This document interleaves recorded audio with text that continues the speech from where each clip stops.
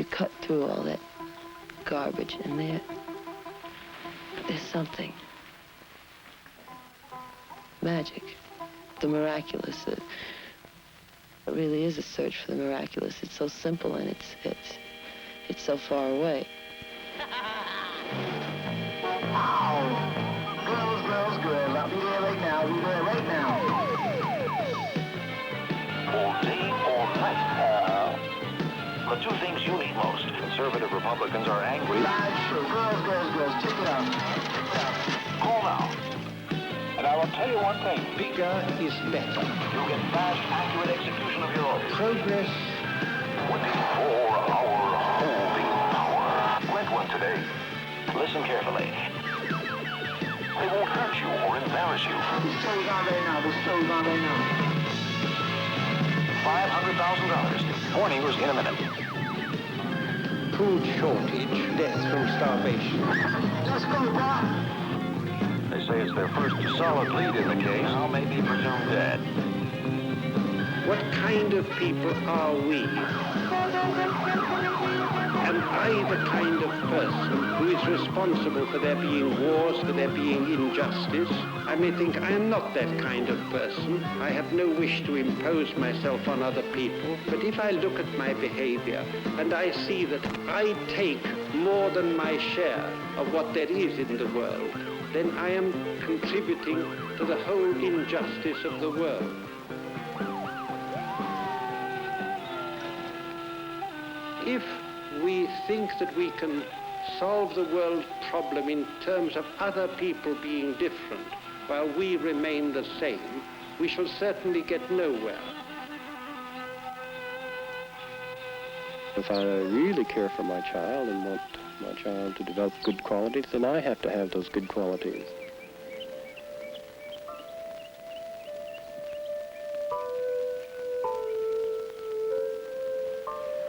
People are aware that a change is needed, but they're looking for the change in the wrong place. I felt like I was just getting swept away. I was stuck in patterns over and over again. What I was doing was somehow not enough for me. But there's something that tells me that there's something else. And there always has been something in me that tells me there's something else.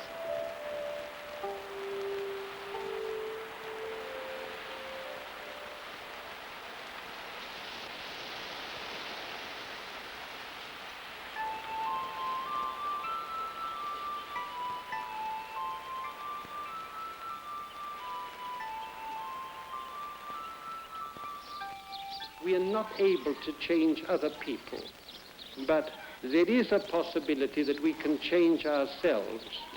That is a possibility that we should explore.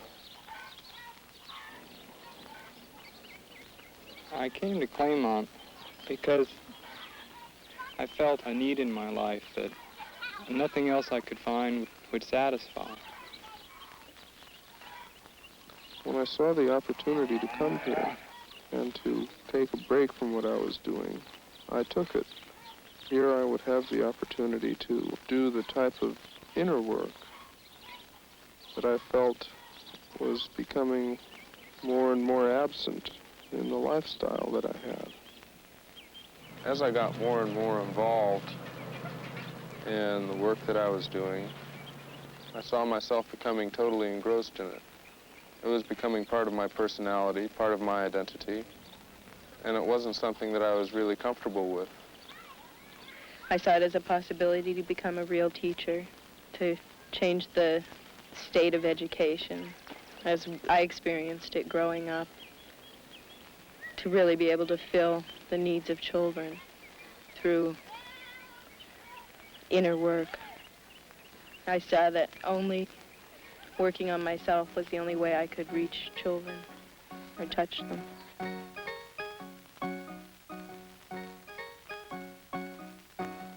Many people are questioning what they are really doing in this life and are seeking directions which take eternity and their true destiny as human beings into account. In the early 1970s in England, several hundred took part in a unique experiment in adult education under the direction of John Bennett. As a scientist, linguist, and historian, he searched for practical means with which to approach these puzzles.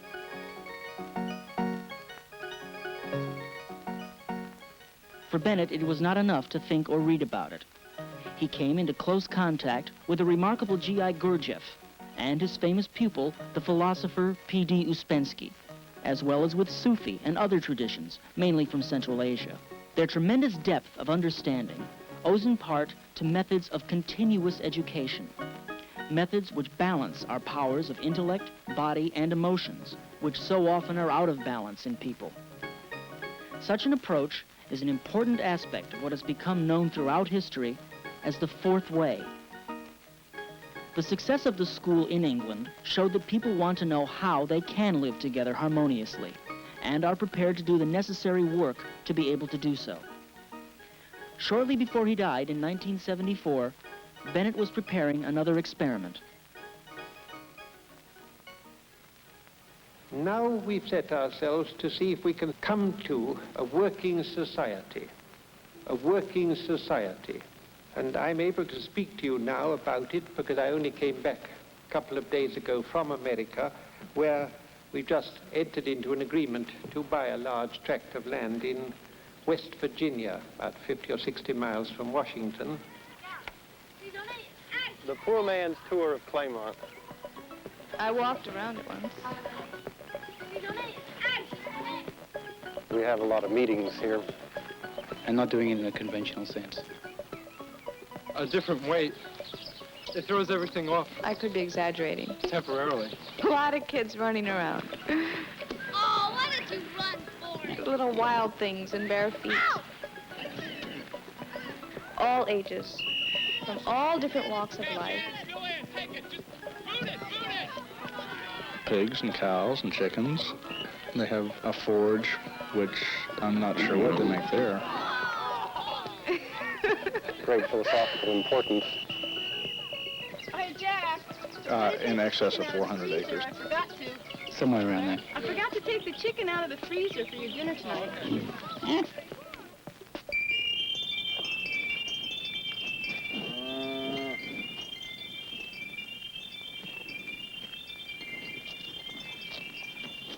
The real activity of the place doesn't show up in its outer form.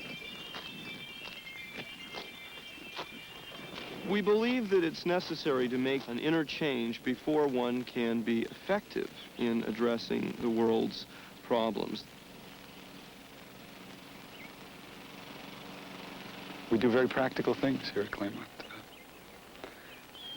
Farm work, tending animals, raising crops.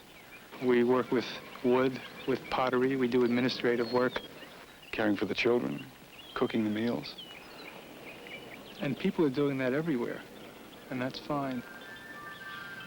But there's something else behind it here. It's more of something on the inside. It isn't something that happens, it's a process that you enter into. A way of living which would allow people to pursue spiritual concerns while being fully grounded and rooted in the ordinary world of life. We've been shown some inner exercises that we engage in while we are doing construction work, while we're cooking, while we're tending the fields.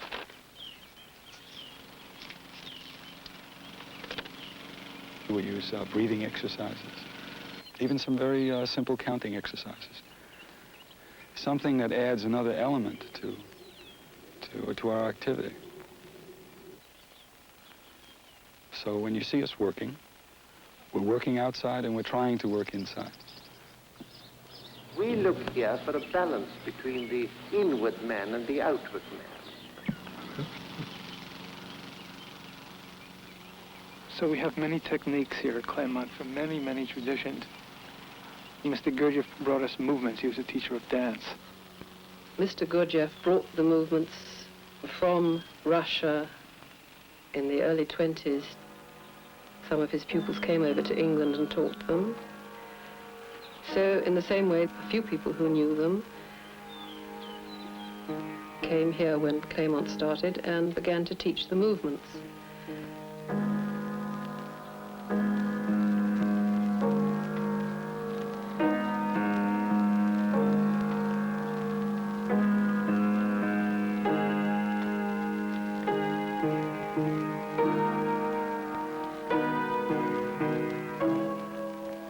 Several come from Tibet.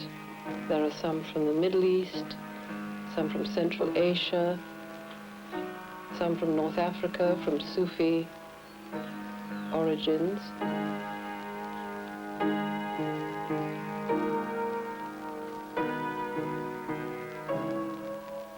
I first saw the movements in the Ouspensky's household in 1941. I remember immediately this powerful impression of something else that was going on behind the actual gestures. You are making this enormous struggle to work with your mind, your feelings, and your body and put them together in a certain way. Mr. Gurdjieff originally used to call them sacred gymnastics.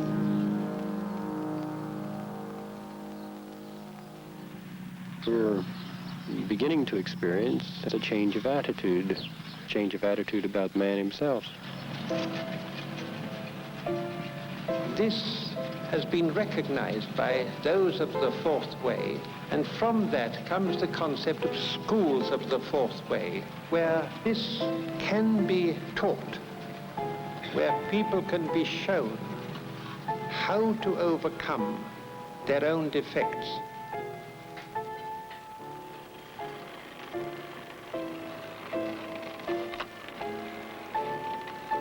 A change is not required in the outer form of man's existence, but in the inner life of man.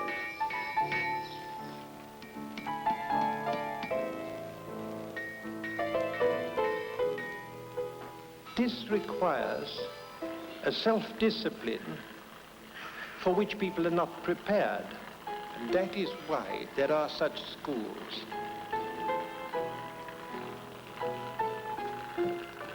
When you use the term work, it takes on, for me, a very different context than what one would normally think of as work, occupational or working around the house. Work is what one's inner life consists of.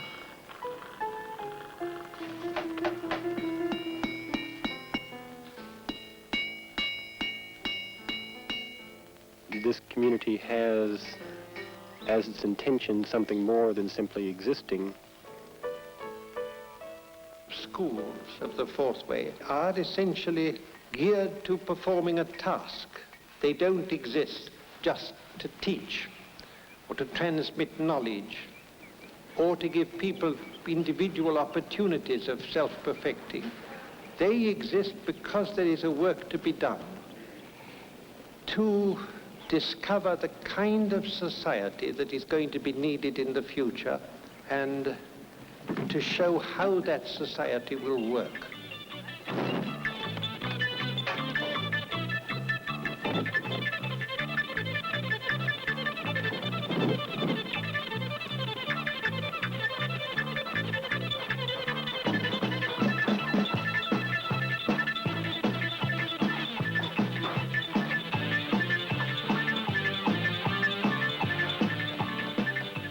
People who are trying to work on themselves are really wishing to change.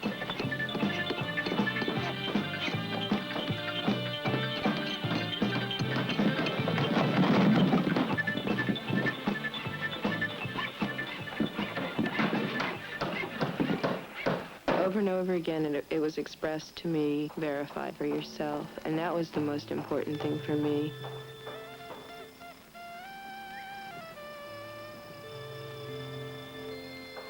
Our work is more in tune with how one can become centered or be present, to see where one fits in this world.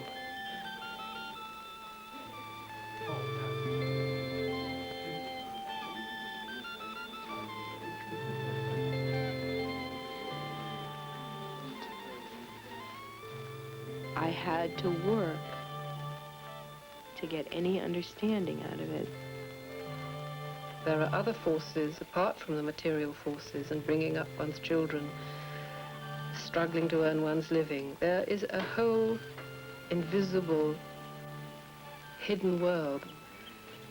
Here, we are trying to give some people a taste of what it means to line up with the famous higher powers that Mr. Bennett refers to, rather than with the material powers and the things which lead nowhere.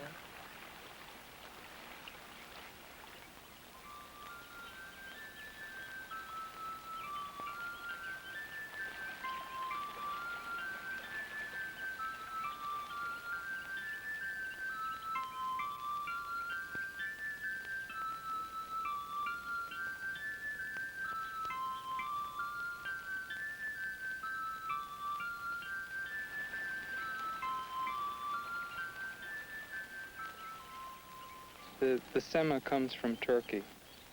It is a very old tradition. It was said to have started in the 12th century.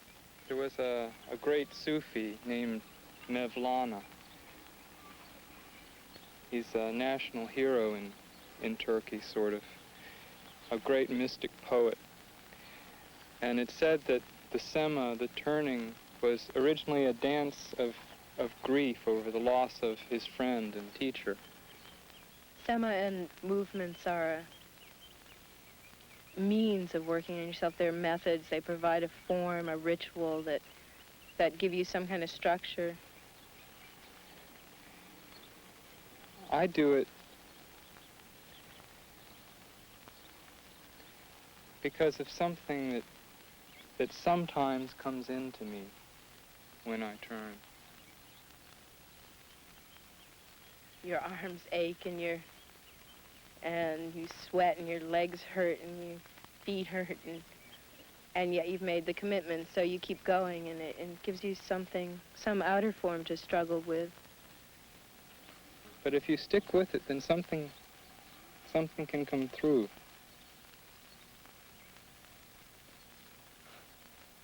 Something that I haven't found in anything else. It allows you to see things that your personality doesn't want you to see, and then the work allows you to accept that and to not despair, not fall apart and give up. That with grace, then something may change. The turning somehow goes very deep into people. It can open your heart. And in a way, that's what this place has been for me, is some way of getting an inkling of what's real in me, of finding something deeper.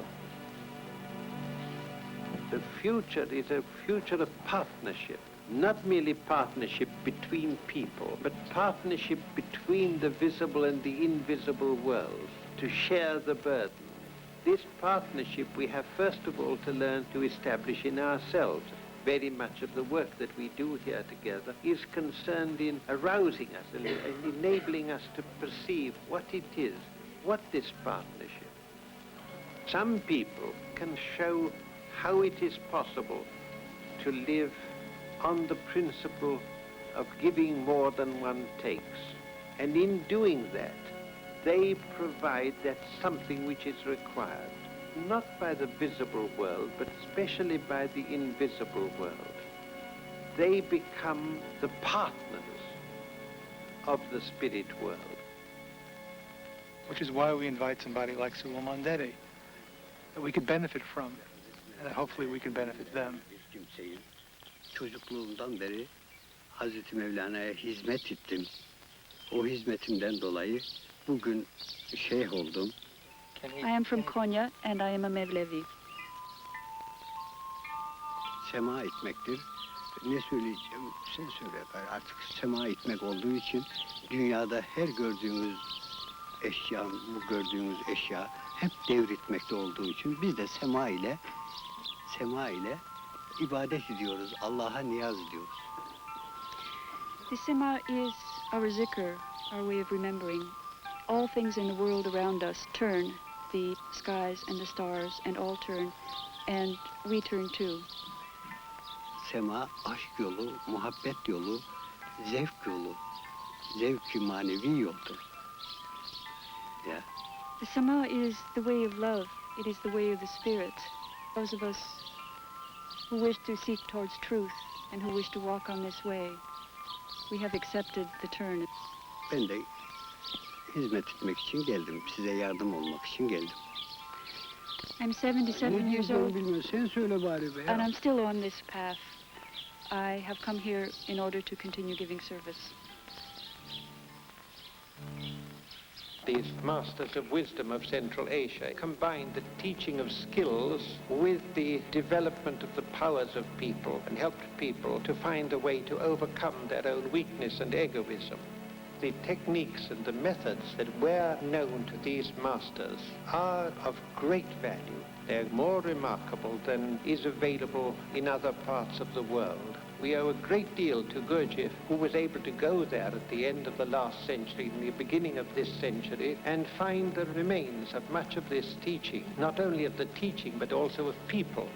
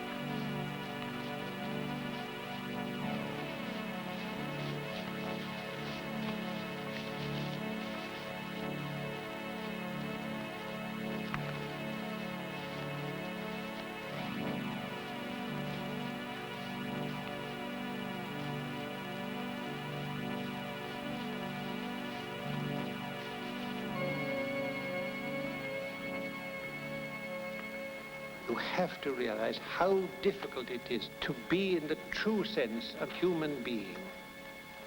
People don't really grasp this.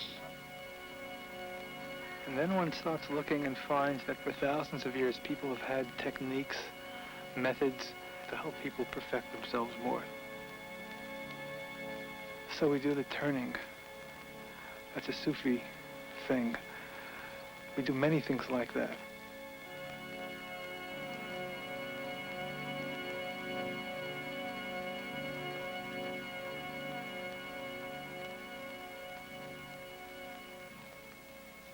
Some plants cooperate with each other, and some don't. Like beans and corn go very well together. Ice cold beer. $1 a can.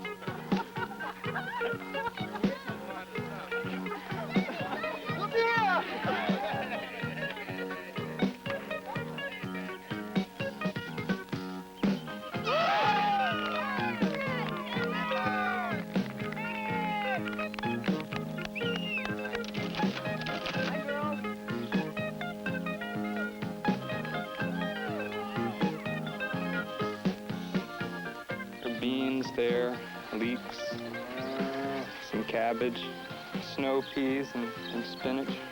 We have wonderful salads twice a day, every day. It's really nice. I don't think personal inner work has to come from a place of desperation, unhappiness. I think that's a misconception. I think the motivation would be not to be scattered, not to have our imaginations just running rampant, not paying attention.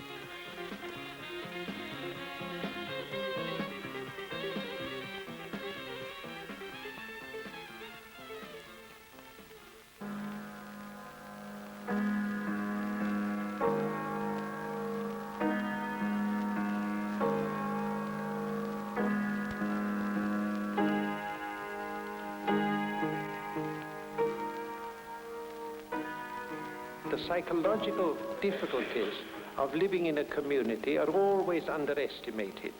And that is where we come back again to this notion of the fourth way, the outward service with the inner transformation. Is there no possibility of a two-way communication between ourselves and the higher powers? I believe there is, and I believe that this will come about, and that this will be one of the great changes in man that will occur over the next century. That mankind, instead of, as at present, being almost entirely isolated within the human environment and communication on the human level, will be able to communicate, as some people certainly can today, then much more universally with the higher powers that direct our destiny. We can prepare for that ourselves.